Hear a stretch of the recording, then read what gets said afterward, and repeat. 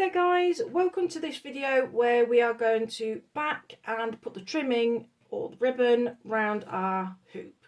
So there are a lot of different ways in which you can do this. This is just one way that I'm going to show you today, and it's just the way that I personally do this. We've had quite a few people that are asking for a tutorial on how to do this, so I thought it'd be easier if we pop a little video up and you can just see how I do mine. There are lots and lots of different ways that you can do it, so I would definitely recommend you having a look at some other videos, seeing how other people do things, and yeah, testing a few different ways out and seeing what works for you. So as you can see, I've stitched up my design. Okay, now what I'm going to do, the first thing I'm going to do is I'm going to take it out of the hoop and just recenter it.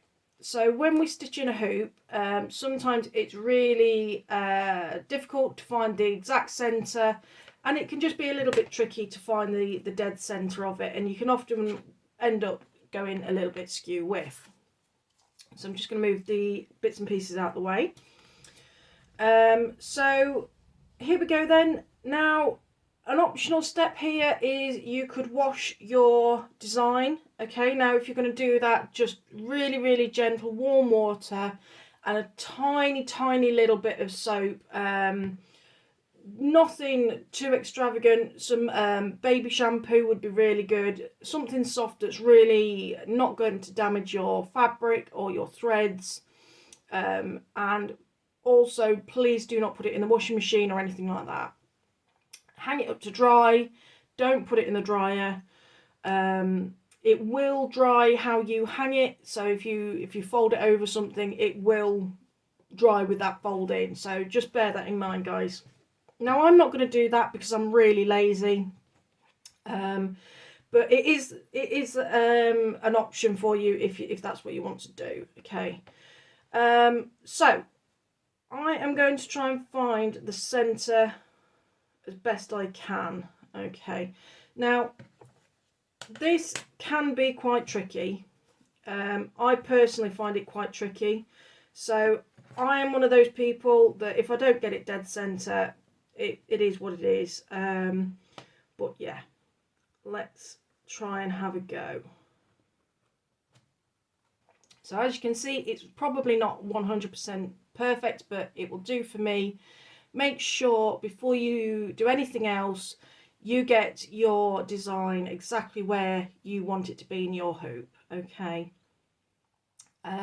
so the next step then is to put on your backing fabric. So every kit that we sell comes with a piece of backing fabric, and we try our best to match it to the design that you've got in your kit.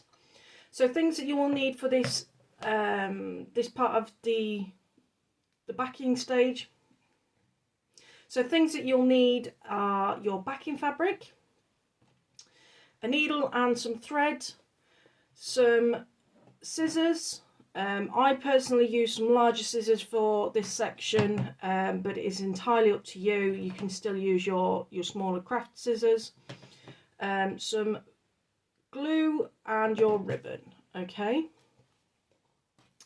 So the first thing that we're going to do is we are going to put a running stitch all the way round to try and pull our excess fabric into the middle. Okay, so I'm literally not going to be pretty about this. You can be really rough and ready with it. Just a nice running stitch all the way round, so that when you pull it tight, the idea is that it pulls the fabric into the center. Okay, so go ahead and do that, and I will catch up with you when we are all the way around in the circle. Okay, so there we go. I have put a running stitch all the way around the outside. Look, so there you go, you can see. And all I'm going to do now is pull to bring that all in, and I'm going to tie it off. And again, it really does not have to be pretty. Don't worry about it. Just as rough and ready as you want to be with it. I'm certainly not going to be worried about it. And then I'm going to chop the excess off and any little bits there. So the next bit that I do personally is I just cut these excess sections off, just because they can push up against your backing fabric, and yeah, we don't need it on there, so let's just chop it off. Be careful not to cut your running stitch. There we go. Okay, so there we go. That's your first step done. We've put our running stitch in, and the next thing that we do is we get our backing fabric and our glue. So I'm just using some all-purpose glue that I got from a craft shop. It literally is just some strong craft glue, or a little bit of super glue. If you're using super glue, please be careful, because you know, if you get it on the front of your design or anywhere that you don't want it, it can be so tricky to get off. So I would definitely recommend that you use a water-based sort of glue, something that's a little bit easier to get off if you you know, get it somewhere that you don't want to get it. So this is the one that I use, just an all-purpose clear glue. I think I actually got this from a supermarket, but any sort of craft glue is absolutely fine. I haven't used this in a while, so here's the test to see if I can get the nozzle off. And as you can see, look, mine's very old, well used glue, bit manky.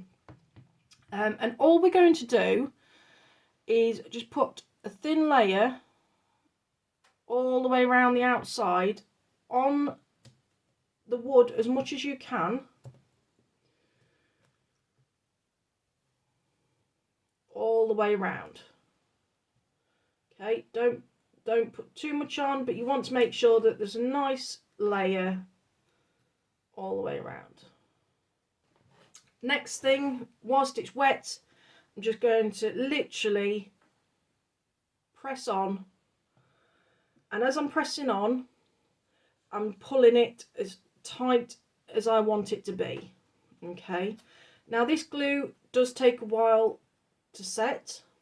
Okay, so just bear that in mind as you're doing it, that you may just need to coax it a little bit. Okay, so there we go. I'm happy. Now with your fabric, you might notice that the glue comes through a little bit. Don't worry if you're using a proper craft glue or a fabric glue. You'll know that it will dry clear, and I'm just pressing it down onto that glue, and you can see that my fabric is quite tight, but it's not too tight, and I'm happy with that. So I would leave that to dry for at least an hour, maybe a little bit more, and then we'll come back.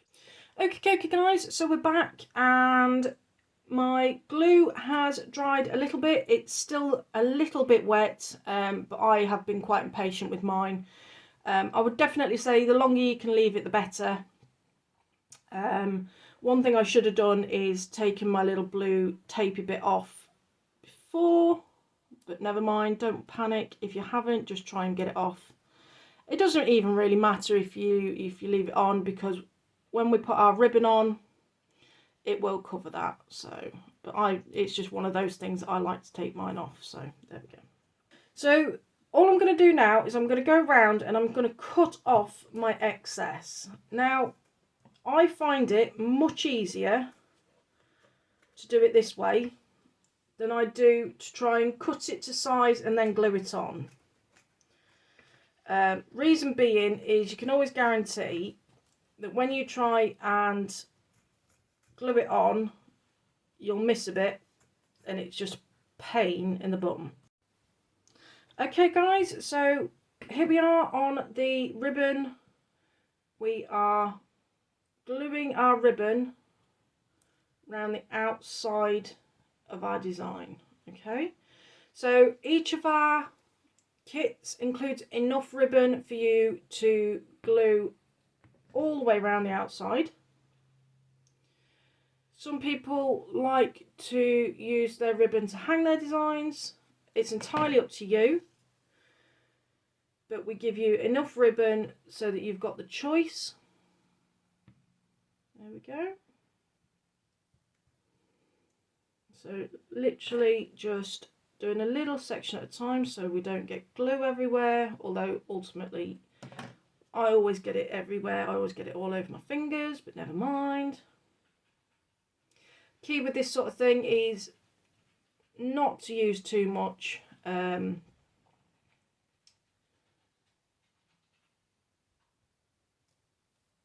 yeah. And here we go, look, coming up to the edge.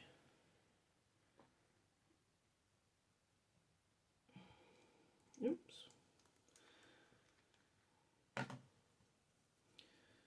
So you should have a little bit of excess,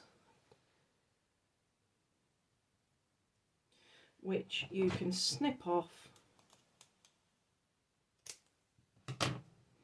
And there we go.